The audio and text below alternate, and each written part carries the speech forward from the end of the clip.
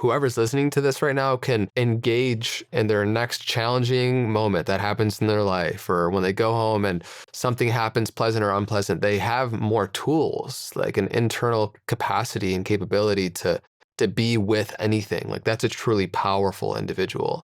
And I think some frameworks like that would support. So Yeah. yeah. Yeah. So the face model is from my book. And I came up with that in like 2018, 2019. So it represents a certain chapter of my teachings where I was doing more in the mindfulness space. But it has relevance for how we meet a moment with presence. And so it's it's an acronym for four different things. One is just like focus, which is our general, are we attuned to this moment? Allowing is A. Is there an ability to meet this moment with an attitude of this moment, it's like this, or an attitude of good luck, bad luck, who knows?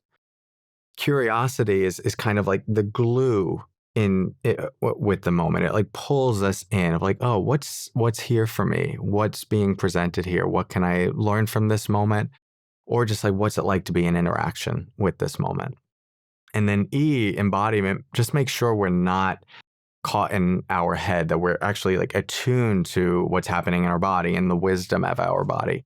And so many people, especially in the early stages of mindfulness, do it in kind of a heady way, because we often think of like awareness happening in the head, and disconnect from like that there's huge wisdom and communication happening all throughout the body. And I like to almost think of the body as like this mega sensor. As I'm going through space, I'm just like picking up the wisdom that's coming in. Just like, oh, what is this making me feel? And what's that communicating? And what can I learn from that? So I outline that as a moment of presence where we can have these four things. If you wanted to break them down, of just check with yourself of like, am I focused in this moment? Am I attuned to what's here? Am I meeting it with an attitude of allowing? Is there curiosity that I'm bringing maybe to the person I'm talking to? And am I in my body as I'm doing that? If you do that, like in your next conversation with someone, you check those four domains, those four pillars, you'll probably see that something's a little off. Like, yeah, I'm focused on them, but I have some judgment. Or I'm focused on them, but my curiosity is like kind of going elsewhere. I'm not actually leaning into what they're sharing. And so, like bringing those all online can just like drop us in this way that we're talking about. I'm just curious because you've been doing this work also with so many different people on both sides of it. Like how much of our efforts, both through meditation, through our behavioral compensation of so many different things, are really our subtle desire to just feel safe. I think it's all of it. Yeah. That's been my experience. Like it just, we can cast a wide net of what safety means. Like the resonance of happiness has safety, the resonance of love has safety, but yeah, it's all safety. The glue that holds the outdated beliefs and wounds together that organize our life, like they are held together by fear. The actions, the beliefs and the thoughts that typically run through your mind that are telling you who you need to be in order to get safety, love, and connection, like that's all held together by fear. The opposite resonance of fear is safety and love. And this is why, as people start to do this work and they develop a more regulated nervous system, they develop capacity to actually be with more spacious aspects of themselves that have inherent safety. These layers of their personality structure that are gripping slowly start to soften and unwind. I mean, I think it's so evident anytime that you have some sort of awakening, or just you feel really good in your body, really good in your mind, really safe, really connected, really loved. The corresponding thought is just, oh, this is what it's all about. And you often see that, like, all these other things that I've been caring about, they're just trying to get me to this. And many of them are distorted. But you got to do something in the world. So, like, let some of those things be an expression of this place. But most of the time, they are distorted ways of trying to get to this place.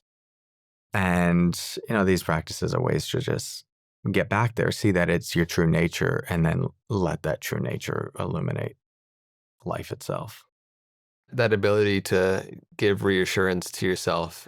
It's such a switch to where I think culturally it's kind of conditioned to be in the pursuit. It's literally written in the Declaration of Independence, the pursuit of happiness. Yeah. It's the extraction of joy from something outside, right? And instead of the sharing of joy from like the inner wellspring that you have, it's a different orientation, and different things come out of both of those experiences separately. And I think as you start to deepen in these practices and awarenesses, you start to see how your sensitivity raises and your ability to listen to more subtle whispers in yourself about things that are happening within your own psyche, about intuitive impulses to move in certain directions career-wise, a certain level of resonance and ability to see if somebody in a relationship dynamic is meant for you or not.